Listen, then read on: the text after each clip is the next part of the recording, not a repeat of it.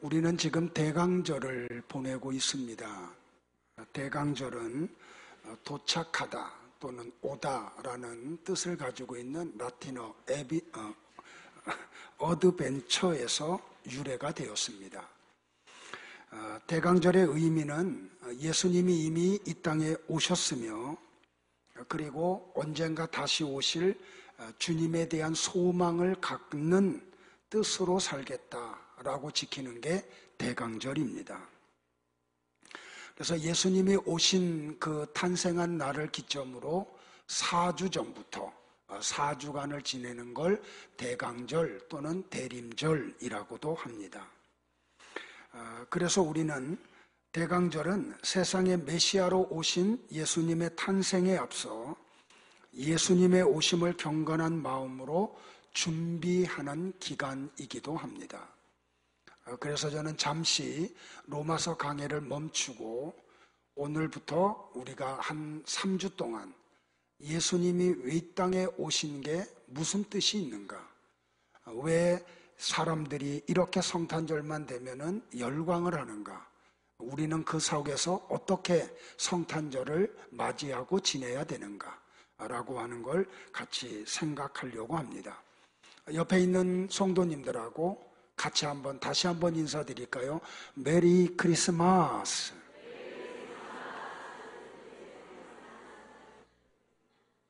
한 번만 더 할까요? 메리 크리스마스. 자, 우리는 성탄절이 올 때마다 이렇게 인사를 해요. 성탄절이 즐거운 날인가요? 왜 우리는 성탄절만 되면 성탄절은 즐거운 날입니다 라고 인사를 할까요? 그 이유는 성탄절의 의미를 이 세상이 몰라요.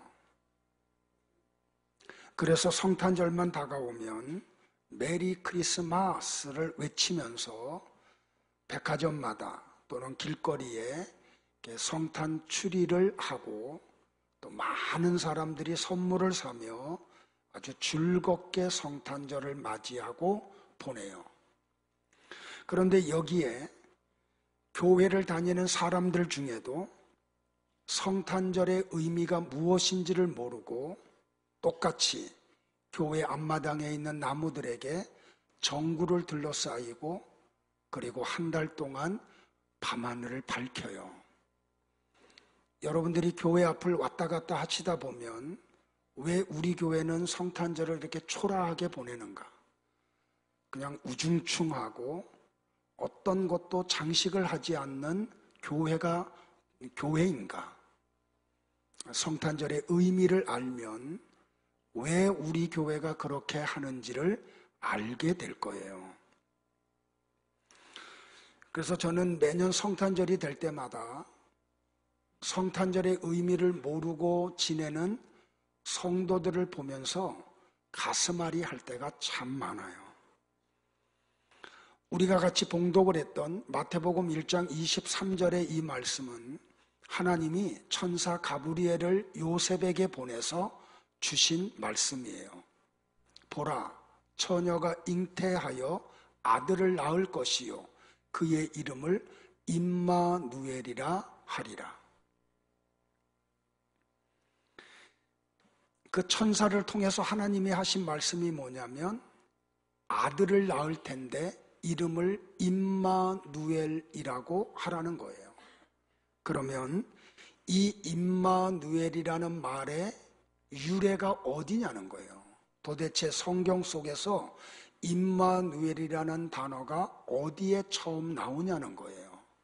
우리가 이것을 알면 성탄절이 무슨 날이고 우리는 성탄절을 어떻게 보내야 되는지를 발견하게 될 거예요.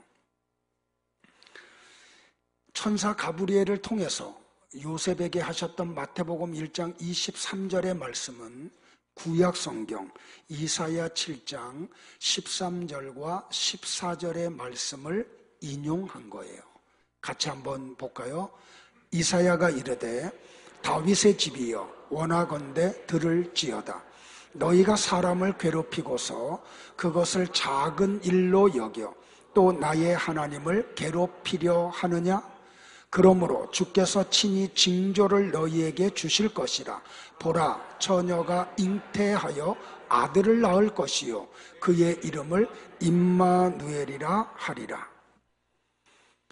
하나님이 이사야 선지자를 유다의 왕 아하스에게 보내요.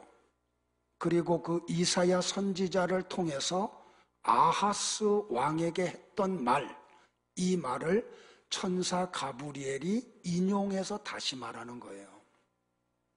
그러면 우리는 이 임마누엘이 이렇게 선포되기까지 어떤 배경 속에서 이 말을 하나님이 하셨는지를 우리가 알아야 돼요. 그래야 우리는 성탄절의 의미를 알게 되고 성탄절을 하나님의 의도에 맞게 우리가 맞이하고 보낼 수가 있어요. 자, 이 말씀의 배경은 이래요. 이스라엘의 왕 베가와 아람의 왕 르신이 연합을 해요. 그래서 그 연합군이 유다를 침공해 와요. 그런데 유다는 이 이스라엘과 아람의 연합군을 대항해 싸울 군사력이 안 돼요. 그래서 이 아하스 왕은 너무 낙심을 해요.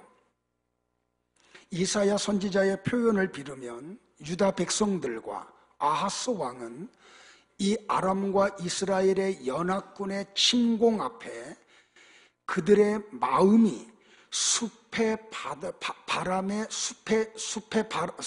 있는 가지들이 바람에 흔들리듯이 그들의 마음이 흔들렸어요. 그때 하나님이 이사야 선지자를 아하스 왕에게 보내요. 그리고 위로의 말씀을 선포해요. 이사야 7장 4절이에요. 같이 봅니다. 르신과 아람과 르말리아의 아들이 심히 노할지라도 이들은 연기 나는 두 부직갱이 구루터기에 불과하니 두려워하지 말며 낙심하지 말라. 지금 아하스 왕과 유다 백성들은 전쟁 앞에 마음이 요동치고 있는데, 두려워하고 있는데, 하나님이 이사야 선지자를 보내서 뭐라 그래요? 두려워하지 말래요. 낙심하지 말래요. 그러면서 뭐라고 말해요? 저 아람 왕과 이스라엘의 왕 연합군은 내가 부직갱이 구루터기와 같이 처리할 거야 그래요. 저는 이렇게 나무를 떼가지고 가마솥에다 밥을 해 먹던 시대의 사람이에요. 그래서 어머니가 가마솥에다가 쌀을 안치고 저에게 불을 떼라고 하신 적이 있어요. 그때 불을 지피고 또 불을 관리할 때 뭐를 써요? 부직갱이 나무 하나를 들어요. 그래서 불 속에 있는 나무들을 잘 이렇게 만지면서 밥이 타지 않고 골고루 밥이 되도록 하지요. 그러면 부직갱이가 어떻게 돼요? 불이 붙어요. 그러면 이 부직갱이를 밥할 동안 다 써야 되기 때문에 불이 붙으면 바깥으로 빼서 어떻게 해요? 막 흔들죠. 그러면 불이 꺼지면 어떻게 해요? 연기가 피어 올라와요. 이게 부직갱이에요. 아무 힘도 없어요. 그래서 부직갱이의 사명이 다 끝나면 어떻게 해요? 아궁이 속에다 훅 집어넣어서 태워버려요. 지금 하나님이 이사야 선지자를 통해서 아하스 왕에게 이렇게 말하면서 야, 걱정하지 마. 내가 너희 지켜줄게 라고 말씀을 하고 계시는 거예요.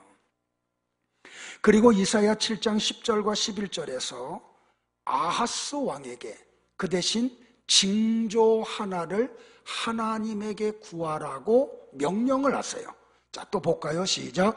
여호와께서 또 아하스에게 말씀하여 이르시되 너는 네 하나님 여호와께 한 징조를 구하되 깊은 데에서든지 높은 데에서든지 구하라. 그런데 아하스가 하나님의 명령을 따르지를 않아요. 그가 뭐라고 이사야 선지자에게 말을 해요? 이사야 7장 12절이에요. 또 다시 봅니다.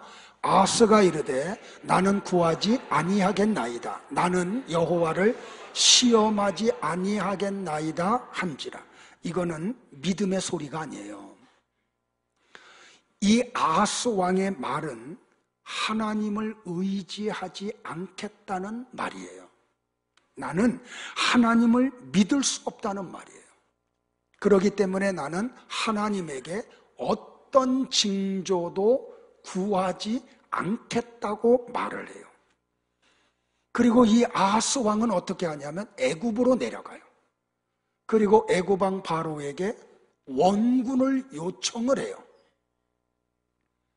하나님을 의지하지 않고 세상을 의지하는 패역을 아하스 왕이 저지른 거예요. 그러면 아하스 왕이 왜 이렇게 했을까요? 하나님은 눈에 보이지 않기 때문에 믿을 수 없다는 거예요. 그런데 애굽 왕 바로는 눈에 보여요. 그래서 보이는 애굽 왕을 믿겠다는 거예요. 이렇게 하나님이 위로의 메시지를 선포하고 하나님을 믿으며 하나님을 의지하며 징조를 구하라고 하는 말을 거절하고 애굽 왕 바로에게 가서 도움을 요청하는 이 아하스 왕에게 하나님이 이사야 선지자를 보내요. 그리고 선포한 말씀이 뭐예요? 임마누엘이에요. 그러면 우리는 여기서 임마누엘의 뜻이 무엇인지를 알아야 되겠죠. 우리가 잘 아는 대로 임마누엘이라는 뜻은 하나님이 우리와 함께 하신다라는 뜻이에요. 지금 이사야 선지자가 그렇게 패역을 행하고 있는, 악을 행하고 있는 아하스 왕에게 선포했던 그 하나님의 말씀을 지금 가브리엘 천사가 요셉에게 와서 말하고 있는 거예요. 이게 마태복음 1장 23절의 말씀이에요. 그러면 마리아를 통해 세상에 오신 아기 예수님이 누구시라는 거예요? 하나님이시라는 거예요. 그러면 하나님이 오셔서 무슨 일을 하실까요? 이사야 7장 15절을 같이 볼까요? 같이 봅니다. 시작. 그가 악을 버리며 선을 택할 줄 알 때가 되면 엉긴 적과 꿀을 먹을 것이라. 여기서 이사야 선지자가 말한 그가 누구예요? 아기로 오시는 하나님을 이야기하죠.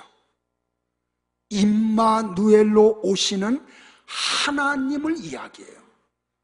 자, 다시 말하면 아기로 오시는 예수님이 이 땅에 태어나시고 그 아기가 자라서 악을 버리고 선을 택할 줄 알 때가 되면 이라는 말이에요. 그러니까 여기 알다라고 쓴 히브리어 단어가 뭐냐면 야다라는 동사예요. 이 야다라는 동사는 오랜 시간을 겪어서 경험을 통해 본질적인 내용까지 이해하고 있는 상태를 말할 때 야다라고 이야기해요. 특별히 히브리인들이 이 야다라는 동사를 쓸 때는 주로 이렇게 사용해요. 부부가 서로를 알아가는 지식을 말할 때 야다라고 이야기해요. 그러면 이것은 아기가 태어나서 많은 시간이 경과한 후에 어떤 일이 일어날 것을 말씀하고 있는 거죠. 자, 그리고 계속해서 여기 버리고 택하고라는 동사도 실제적인 경험이나 시험을 통하여 본질적인 부분을 살핀 후에 선택하거나 버리는 행위를 의미하기도 해요.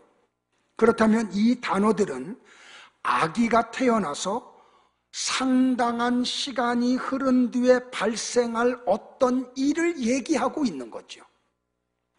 자, 임마누엘로 아기가 태어나서 상당한 시간이 흐른 뒤에 어떤 일이 벌어진다고요? 유다 백성들이 엉긴 적과 꿀을 먹게 될 거다라고 말씀을 해요. 자, 이 엉긴 젖과 꿀이 어디에도 나와요? 신명기 32장 13절과 14절에 나와요. 이 음식은 출애굽한 이스라엘 백성들이 광야 생활을 할 때 먹었던 음식들이에요. 그렇다면 오늘 하나님이 이사야 선지자를 통해서 저 아하스 왕과 유다 백성들에게 말씀하신 이것은 너희들이 시간이 지나고 나면 심판의 때가 되면 너희 조상들이 광야에 살던 삶 속에 너희들이 들어갈 것을 예언하고 있는 거죠. 자, 계속해서 이사야 7장 21절과 22절을 또 볼까요? 같이 봅니다. 그날에는 사람이 한 어린 암소와 어린 양을 기르리니 그것들이 내는 젖이 많으므로 엉긴 젖을 먹을 것이라. 그 땅 가운데에 남아있는 자는 엉긴 젖과 꿀을 먹으리라. 자, 이거는 또 다른 예언인데, 아수르가 쳐들어오게 되면 한 사람이 겨우 암소 한 마리와 양 두 마리를 키우는데도 불구하고 우유와 버터가 남아 돌게 된 때가 온다는 거예요. 이것은 사람의 수요가 급감할 것이라고 하는 예언이에요. 자, 이런 모든 지금 이사야 7장과 8장의 예언은 임마누엘로 오시는 아기가 커서 버터와 꿀을 먹을 때가 되면 하나님의 심판이 임한다는 뜻이에요. 이게 임마누엘이에요. 그런데 이 임마누엘이라는 단어가 이사야 8장에서 두 번이 또 나와요. 자, 한 군데만 볼까요? 8장 10절을 보겠습니다. 같이 봅니다. 너희는 함께 계획하라. 그러나 끝내 이루지 못하리라. 말을 해보아라. 끝내 시행되지 못하리라. 이는 하나님이 우리와 함께 계심이라. 이게 무슨 말이에요, 여러분들? 하나님이 가브리엘 천사를 통해서 요셉에게 아기의 이름을 임마누엘이라고 지으라고 말씀하시는 뜻이 분명한 거죠. 임마누엘의 하나님이 오시면 아하스 왕과 같이 하나님을 믿지 않고 패역을 행하는 사람들은 심판을 받는다는 걸 얘기해요. 그러니까 이 임마누엘이 얼마나 중요한 의미를 담고 있는지를 알아야 돼요. 자, 하나님을 믿지 않는 사람들이 꾀하는 것이 뭐예요? 이사야 7장 5절과 6절에 그 내용이 나와요. 같이 봅니다. 아람과 에브라임과 르말리아의 아들이 악한 꾀로 너를 대적하여 이르기를 우리가 올라가 유다를 쳐서 그것을 쓰러뜨리고 우리를 위하여 그것을 무너뜨리고 다부엘의 아들을 그 중에 세워 왕으로 삼자. 그러니까 이 세상 사람들은 하나님을 왕으로 인정하기를 원하지 않아요. 그래서 하나님이 세운 왕은 못마땅해요. 그래서 그 왕을 폐위시키고 자기네들의 원하는 것을 이루어줄 왕을 그들이 세워요. 이게 이 세상 사람들이 행하는 삶이에요. 그런데 그게 심지어 유다에까지 들어와서 아하스 왕과 유다 백성들도 그러한 삶을 추구해 가고 있었던 거예요. 이런 자들에게 하나님은 이사야 7장 7절에서 아주 단호하게 말씀을 하시죠. 같이 볼까요? 시작. 주 여호와의 말씀이 그 일은 서지 못하며 이루어지지 못하리라. 그러니까 성도들이 임마누엘, 하나님이 성도들 속에 들어와서 함께하면 우리의 육이 원하는 것을 절대로 이루어지지 않게 만들으세요. 왜? 우리는 천국에 가야 하는 사람들이기 때문에. 그래서 임마누엘, 하나님이 우리와 함께하면 성도들이 그때부터 어떻게 돼요? 불편해져요. 우리가 육을 갖고 있기 때문에 내가 원하는 삶이 있어요. 내가 추구하는 게 있어요. 그런데 그 임마누엘의 하나님이 오셔서 우리로 하여금 지옥 가면은 안 되는 사람들이기 때문에 우리를 계속 공격해 오세요. 그래서 하나님이 원하는 삶의 세계로 끌고 가세요. 그게 임마누엘이에요. 그리고 9절에서 임마누엘이라는 징조가 유다에게 주어지기 전에 하나님이 요구한 게 뭐예요? 믿음을 요구해요. 하나님은 아하스 왕에게 딱 하나만 요구해요. 하나님을 믿고 유지하라는 거예요. 하나님을 믿지 않고 의지하지 않는 유다는 굳게 설 수 없다는 걸 선포해요. 내가 하나님만을 믿습니다라고 하나님이 이사야를 통해서 아하스 왕에게 요구한 게 뭐예요? 징조를 구하라는 거예요. 그 하나님 앞에 징조를 구하는 그 행위를 통해서 나는 하나님만을 믿습니다, 이걸 고백하기를 원했던 거예요. 그런데 바로 왕은 하나님을 믿지 않고 바로 왕을 의지하러 애굽으로 내려가요. 이런 아하스 왕과 유다에게 심판으로 주어진 징조가 임마누엘이에요. 그러니까 임마누엘의 예수님이 세상에 오신 것은 1차적으로 심판이 목적이었던 거지, 우리가 원하는 것을 이루어 주시기 위해서 오신 게 아니라는 말이에요. 그러니까 예수님은 심판을 하러 오셨는데 우리로 하여금 좁은 길로 걸어가게 하시려고 오셨는데, 이걸 모르니까 사람들이 어떻게 해요? 우리의 소원을 이루어 주실 분이 왔다, 그러니 이날은 기쁘고 즐거운 날이다 하고 네온사인을 켜고 서로 캐롤송을 부르며 선물을 주고받고 즐거워하는 거예요. 이게 세상 사람들이 맞이하는 성탄절이잖아요. 세상 사람들이 맞이하는 성탄절이 뭐예요? 자기에게 복을 주시는 하나님, 자기의 문제를 해결해 주시는 하나님, 자신의 소원을 들어주시는 하나님으로서의 임마누엘을 생각하잖아요. 근데 정작 하나님은 임마누엘을 왜 주셨어요? 하나님을 믿지 않고 온전히 의지하지 않는 아하스 왕과 유다를 심판하실 징조로 주신 게 임마누엘이잖아요. 그런데 교회들이, 성도들조차도 임마누엘이 뭔지를 모르고 산다고요. 그리고 성탄절을 맞이하고 성탄절을 보낸다고요. 자신을 심판하시는 하나님에 대해서는 전혀 관심이 없다는 말이에요. 오늘 성도 여러분들 깊이 있게 생각하세요. 그러니까 우리가 임마누엘의 하나님, 우리와 함께 하시는 하나님이 내 안에 들어오시면 그때부터 우리는 불편해지는 게 맞는 거예요. 왜? 우리는 이 타락한 육을 가지고 있기 때문에 하나님의 말씀을 지식적으로 알매도 불구하고 내가 원하는 삶을 추구할 수밖에 없기 때문에요. 그런데 우리는 지옥 가면 안 되는 백성들이잖아요. 그러니까 그 임마누엘이 오셔서 자꾸, 그분이 호로고스, 말씀이시잖아요. 그래서 자꾸 우리를 어디로 끌고 가요? 말씀으로 끌고 가요. 근데 내 안에서 이 둘이 자꾸 싸우잖아요. 바울이 고백했던 대로 내 안에 두 법이 있다고. 육신의 소욕과 성령의 소욕이 싸운다고. 그래서 그가 날마다 뭐 한다 그래? 죽는다 그러잖아요. 뭘 죽어요? 육신의 정욕을 죽이는 삶을 살아갔다는 거잖아요. 이렇게 임마누엘의 주님이 우리 안에 들어오시면 우리가 자꾸 불편해져. 왜? 그 말씀이 우리를 찌르고 쪼개기 때문에. 그런데 이 세상 사람들은 그걸 몰라요. 그래서 그날을 좋은 날로만 아는 거예요. 그러다가 마지막 날 심판을 당하죠. 근데 우리는 마지막 날 심판을 당하면 안 되는 사람들이에요. 그래서 임마누엘의 주님이 오셔서 우리를 날마다 공격을 하시는 거예요. 자, 누가복음으로 우리가 가보면 예수님이 베들레헴에서 탄생하실 때 어떤 사건이 일어나요?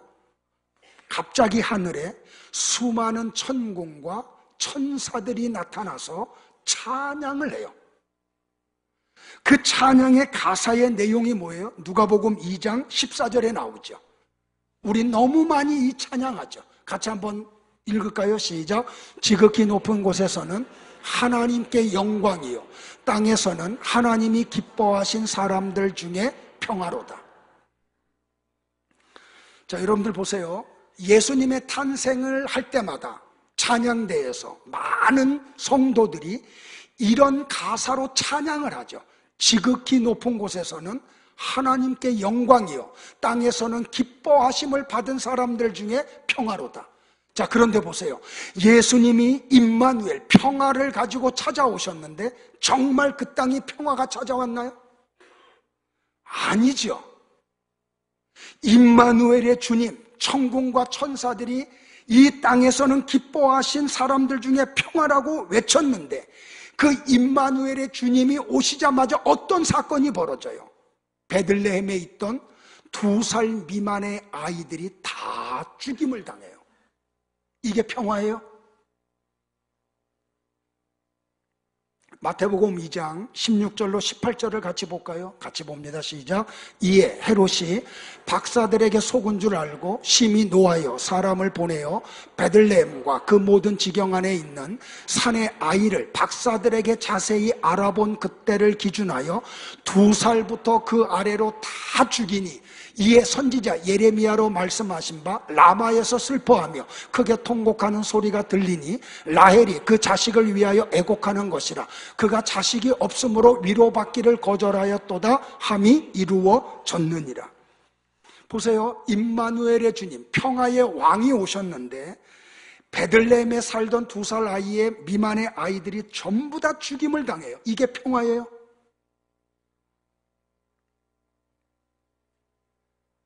근데 여러분들 보세요. 2살 미만의 아이들은 자기가 자의해서 죄를 범할 수 있는 사람이 아니에요.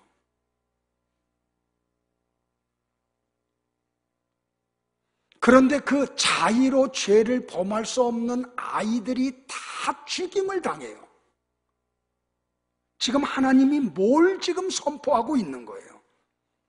이것은 아담의 원죄를 지금 말씀하고 있는 거예요. 바울이 로마서에서 말했던 대로 의인은 없나니 하나도 없어요. 모든 사람이 다 죄를 범했어요.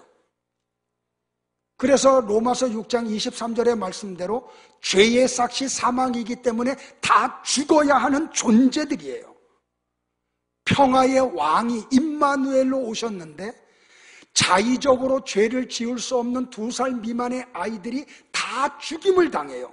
이걸 뭘 지금 말하는 거예요? 하나님은 이 모든 인간은 태어나면서부터 죄인으로 태어난다는 것을 지금 폭로하고 계시는 거예요. 생명을 가지신 예수님이 빛으로 이 땅에 오시자 순결하고 아름답게만 할 줄 알았던 아이들의 죄악이 만천하에 드러나 버리고 만 거예요. 그러므로 그 아이들은 그 아담의 원죄로 인해서 당연히 죽어야 하는 존재들인 거예요. 그런데 하나님이 모든 죄인들 가운데서 당연히 하나님의 심판을 받아 죽어야 할 자들 가운데서 얼마의 사람들을 당신의 자녀로 삼아주셨어요. 그리고 그들에게 천국을 유업으로 주시기로 작정을 하셨어요. 그러므로 임마누엘의 성탄절은 흥청망청하고 네온사인을 켜놓고 선물을 주고받으면서 기쁘다 구주 오셨네 하는 찬양을 해야 되는 날이 아니에요. 왜요? 그분은 우리의 소원을 들어주시기 위해서 오신 분이 아니시고 우리의 죄를 지적하고 우리 안에 있는 죄를 제거하며 죄악 속에 있는 사람들을 심판하러 오시는 분이라는 말이에요.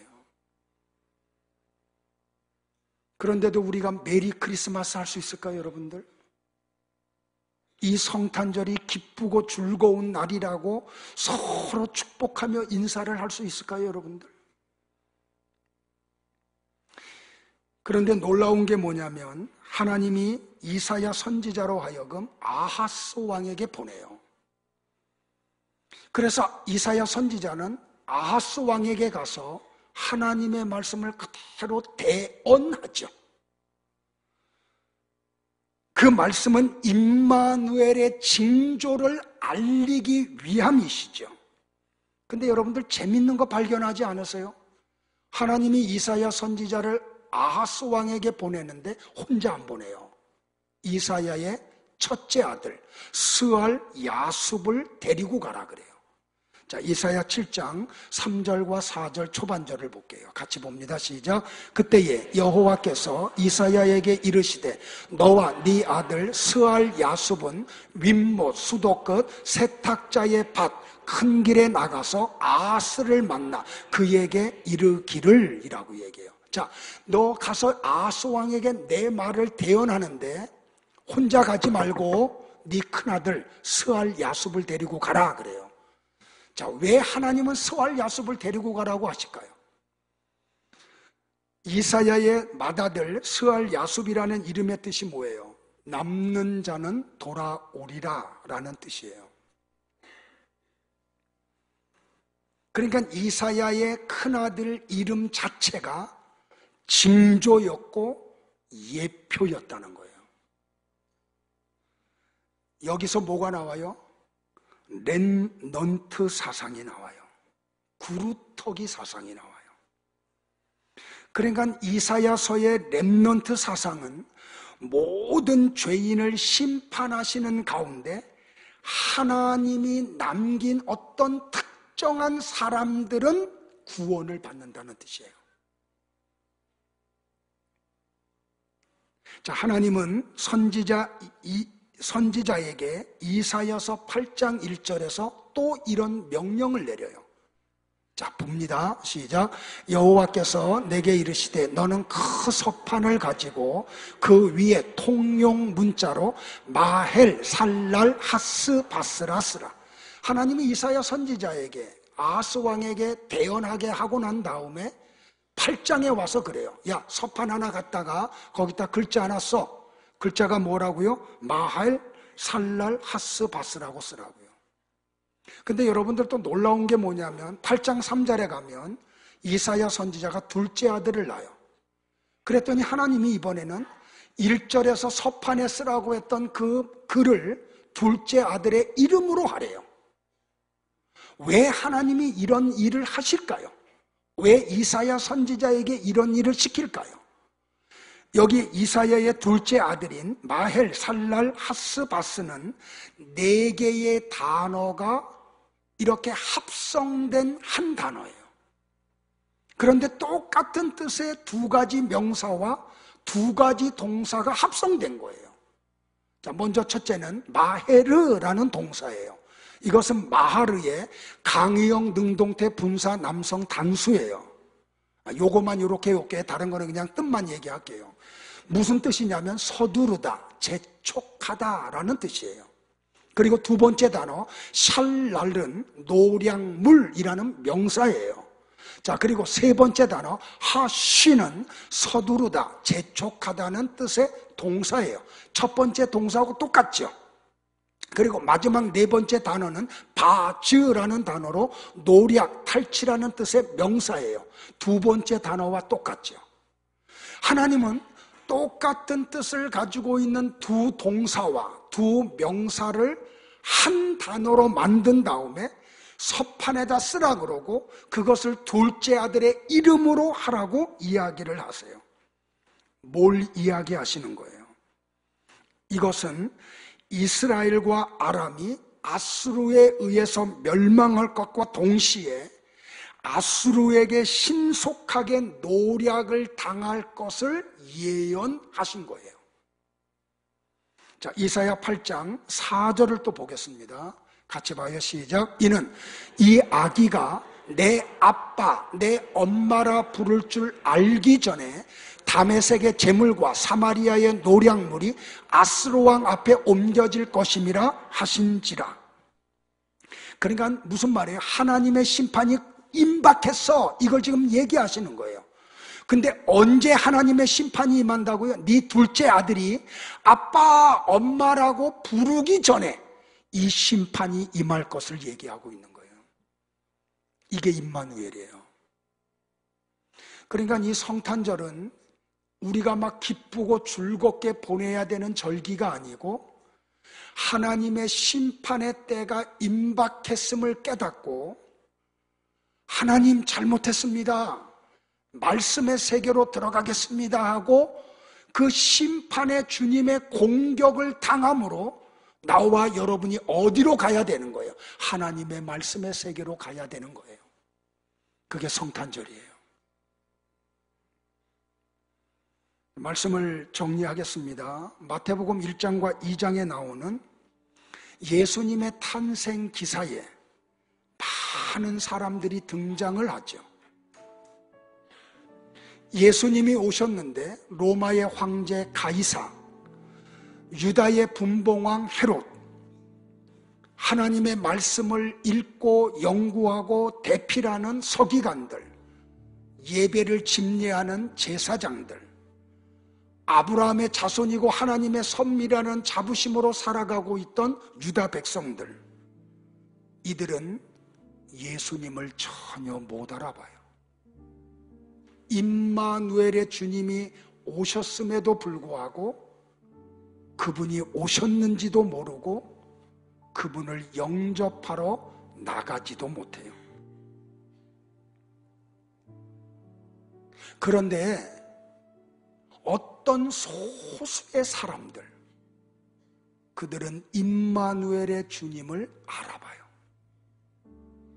근데 이 임마누엘의 주님을 알아보고 찾아가서 경배했던 사람들은 세상에서 정말로 볼품없는 사람들이었어요.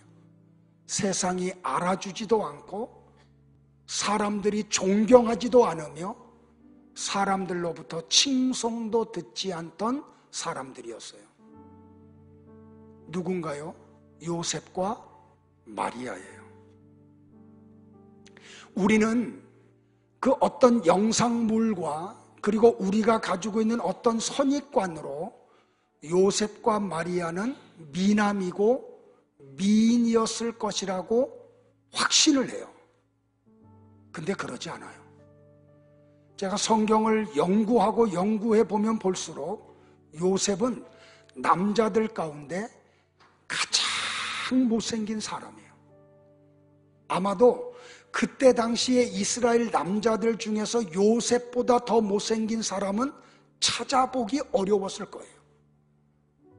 우리는 마리아가 팔등신 미인에다가 계란양 얼굴을 가지고 있는 미인으로 생각을 해요. 그런데 그러지 않아요. 마리아도 남자라고 하면 만나고 싶지 않은 그렇게 얼굴이 아주 볼품없는 여자였어요. 제가 근거 없이 이런 얘기하는 거 아니에요. 근데 우리는 지금까지 영상물을 통해서 어떤 그림이나 사진들을 통해서 요셉은 한섬한 남자고 마리아는 아주 최고의 미인이었을 것이라고 그냥 막연하게 선입견을 가지고 생각을 해요. 그러지 않아요. 이사야 53장 2절에 보면 이사야 선지자가 예수님의 외적인 모양을 이렇게 설명을 해요. 같이 볼까요? 시작. 그는 주 앞에서 자라나기를 연한 순 같고 마른 땅에서 나온 뿌리 같아서 고운 모양도 없고 풍채도 없은즉. 지금 이사야 선지자가 예수님의 그 외형을 설명하면서 뭐라 그래요? 마른 땅에서 나온 뿌리 같대요. 여러분들 기름지고 찰진 땅에서 나온 뿌리 식물들은 모양이 예쁘죠. 근데 마른 땅에서 나온 성장한 뿌리 식물은 상품 가치가 없어요. 모양이 예쁜 게 없어요. 형편없어요. 근데 예수님의 겉모습을 이사야 선지자가 그렇게 표현을 했어요. 어느 정도로 못생겼는지 뭐라고까지 얘기하냐면 고운 모양도 없대요. 풍채도 그렇지 않대요. 그러니까 사람이, 여자들이 볼 때 남자 예수에게서는 흠모할 만한 아름다운 것이 하나도 없대요. 그러니까 여러분들, 우리가 성경을 통해서 알아야 돼. 예수님이요 그렇게 멋있는 모습으로 오신 게 아니에요. 하나님이 또 누구에게 계시를 해주시나요? 임마누엘을요. 목자들이에요.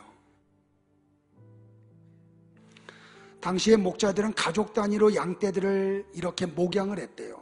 그래서 우리에서 할 때는 온 가족이 다 같이 양을 키웠지만 먼 곳을 갈 때는 아버지만 갔대요. 그러니까 여기 베들레헴의 목자들, 그 천사의 그 지시를 통해서 주님 앞에 가서 경배를 드렸던 목자들은 청장년이었을 거예요.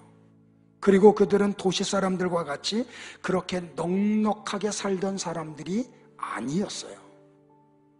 또 누가 있나요? 동방 박사들이에요. 동방 박사들이 누구이며 그들이 어디서 왔으며 그들이 어떻게 예수님의 태어나심을 알았으며 베들레헴까지 찾아왔는가에 대해서 우리가 알 수가 없어요.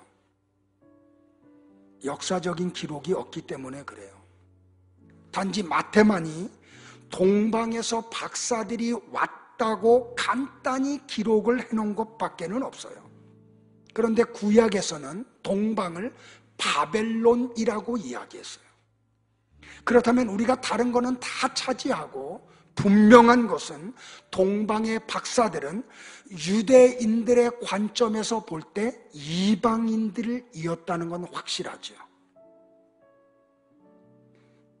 정작 아브라함의 자손들은 임마누엘의 주님을 못 알아보는데 성경을 들고 있고 하나님 앞에 예배를 드리는 제사장들과 서기관들은 임마누엘의 주님이 오셨음을 모르고 있는데 그들이 천하게 여기는 이방의 동방 박사들은 임마누엘의 주님의 탄생을 계시받아요.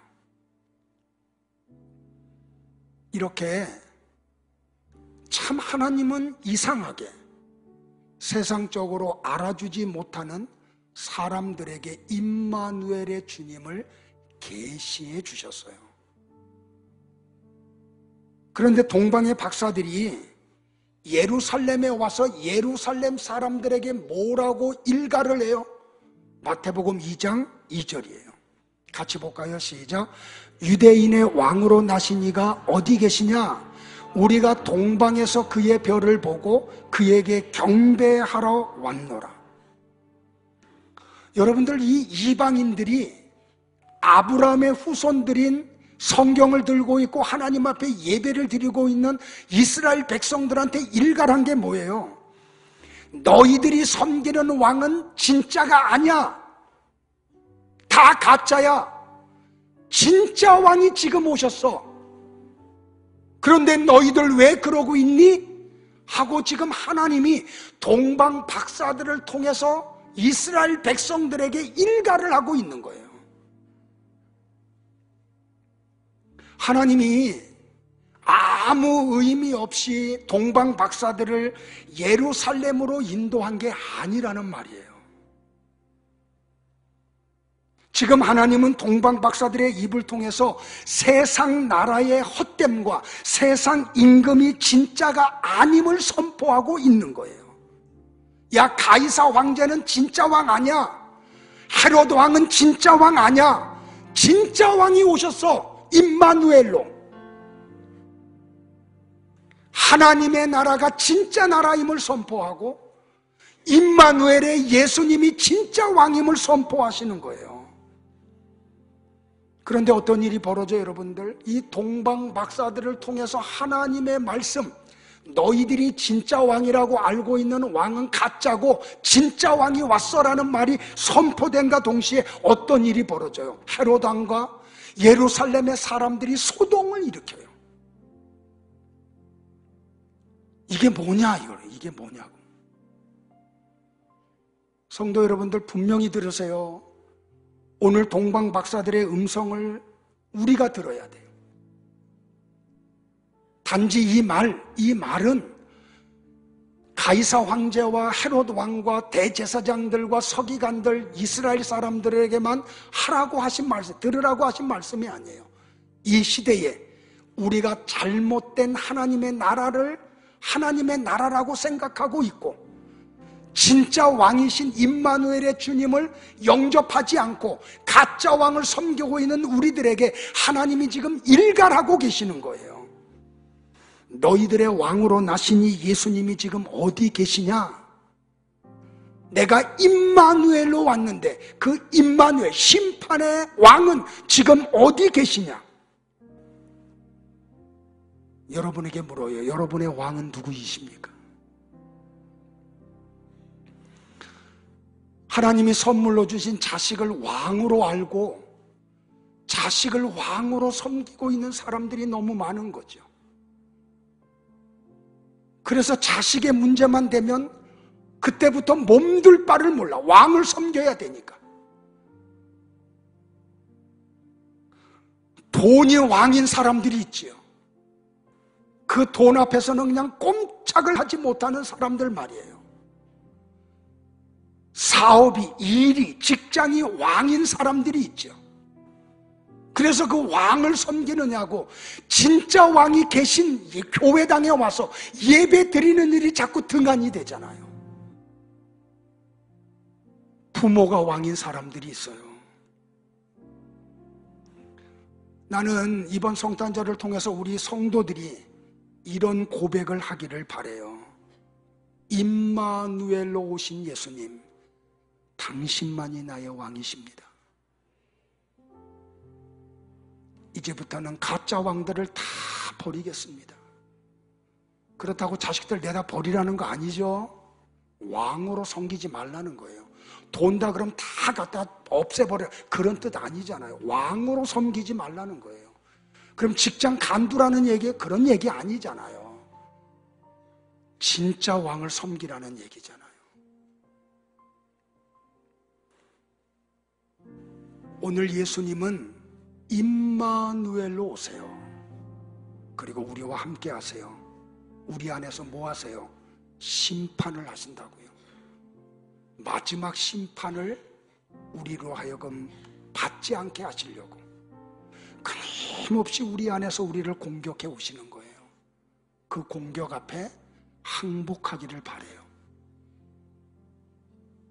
그렇게 이번 성탄절을 보내고 남은 여생을 보내기를 주의 이름으로 축복을 합니다.